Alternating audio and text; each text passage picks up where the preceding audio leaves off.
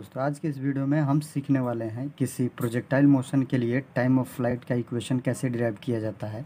तो हम ये सबसे पहले समझेंगे कि टाइम ऑफ फ्लाइट क्या है। तो टाइम ऑफ फ्लाइट जब किसी वस्तु को हम 2D मोशन कराते हैं अर्थात उसे प्रोजेक्ट करते हैं, जिसे हम प्रोजेक्टाइल मोशन के नाम से जानते हैं। तो अगर हम किसी वस्तु के वेलोसिटी को अगर u माने तो इसका x कंपोनेंट हमारा निकलता है u cos थीटा और इसका जो y कंपोनेंट है u sin थीटा में प्राप्त होता है। तो इस वस्तु द्वारा इस मैक्सिमम हाइट तक पहुंचने में जो टाइम लगता है, 0 से ए तक पहुंचने में जो टाइम लगता है वही टाइम ए से इस पॉइंट तक पहुंचने में भी वही टाइम लगता है। इट मीन्स वस्तु को जब हम प्रोजेक्ट करते हैं तो वस्तु जितने समय तक ऊपर हवा में रहती है उस टाइम इंटरवल को ही हम टाइम ऑफ फ्लाइट के नाम से जानते हैं। अगर 0 से ए तक जाने में वस्तु को अगर टी टाइम लग रहा है तो ए से पी तक आने में भी अगर टी टाइम लग रहा हो तो हम यहाँ से कहेंगे टाइम ऑफ फ्लाइट, जिसे हम टी से रिप्रेजेंट करेंगे। तो t plus t is equal to 2t find होता है। अब हम सबसे पहले इस t वैल्यू को फाइंड करेंगे 0 से a तक पहुँचने में। यदि हम माने कि वस्तु को 0 से a तक पहुँचने में अगर टाइम लग रहा है t, तो इस t के लिए जब ये वस्तु o से a तक जाएगा अधिकतम ऊंचाई तक, तो यहाँ पर इसका अंतिम वेलोसिटी 0 होगा और 0 होने के साथ ही पुनः ये जब नीचे की ओर आएगा तो इसका वेलोसिटी इंक्रीज करेगा। तो यहाँ पर हम अंतिम वेलोसिटी, अगर ये y कंपोनेंट में है बिल्कुल लंबवत की दिशा में है, तो अगर हम यहाँ से दिखाएं तो यू वाई का वैल्यू 0, वी वाई का वैल्यू 0, अंतिम वेग इसका इस ए पॉइंट पे 0 हो जाएगा। जबकि इनिशियल वेलोसिटी इसका हम मान लेंगे यू वाई बराबर यू साइन थीटा।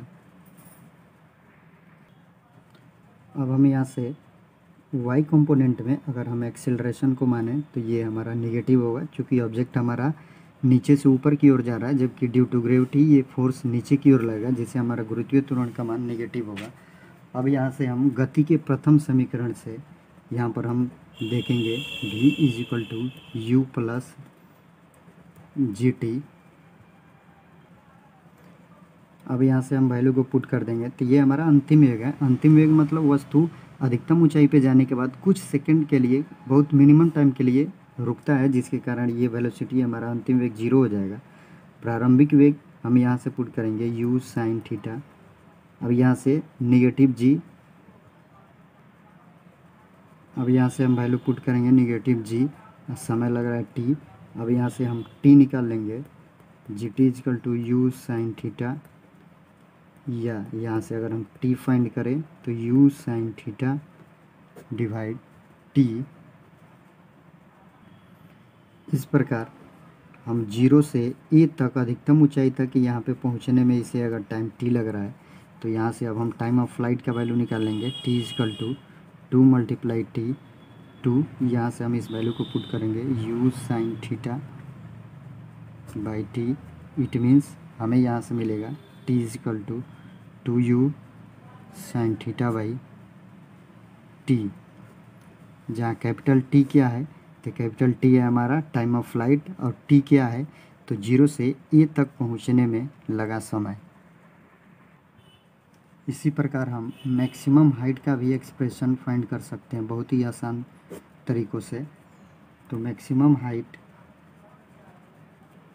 अगर हम माने कि वस्तु यहाँ से ओ से ए तक मैक्सिमम हाइट तक पहुँचती है, जिस ऊंचाई को हम अगर h मानते हैं, तो हम गति के तृतीय समीकरण से यहाँ पे देखेंगे कि v square is equal to u square plus 2as।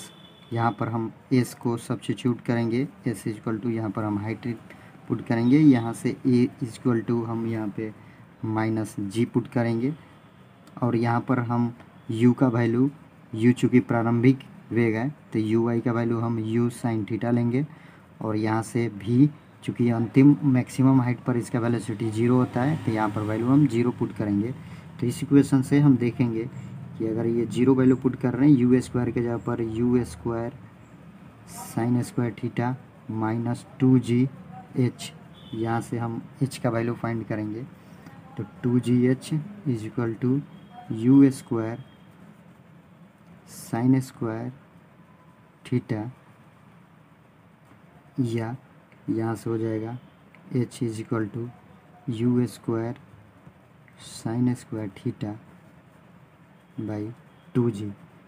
इस प्रकार आप मैक्सिमम हाइट के लिए भी एक्सप्रेशन फाइंड कर सकते हैं। अगर किसी वस्तु को हम u वेलोसिटी से प्रोजेक्टाइल मोशन कराते हैं तो वो अधिकतम कितने ऊंचाई तक जाएगा, उसका ये हमारा एक्सप्रेशन है।